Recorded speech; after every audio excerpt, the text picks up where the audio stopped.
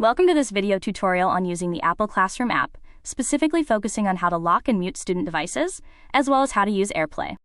First, ensure that the BPS teacher's Apple ID is correctly entered in your iPad or MacBook settings to manage your class tools. Your Apple ID is your BPS Google account. Next, confirm that the correct Apple ID for every BPS student is entered on their iPads. Students' Apple IDs are their unique BPS Google accounts. Apple Classroom provides several powerful tools for managing your digital learning environment.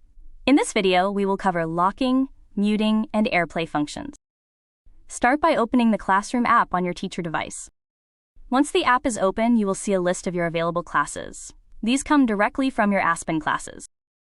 Select your class from the dashboard to begin managing your students' iPads. To redirect students, you can lock all of their iPads simultaneously by selecting the lock icon at the top of the screen.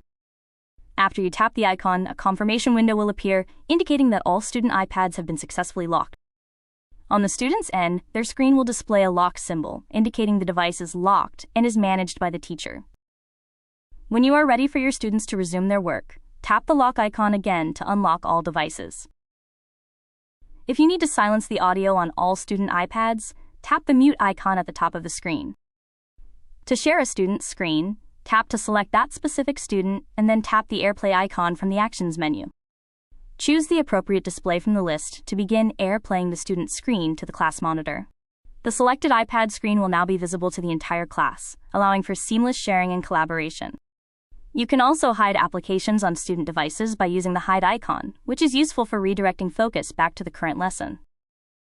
Thank you for watching our video overview of locking, muting, and using AirPlay with your students' iPads.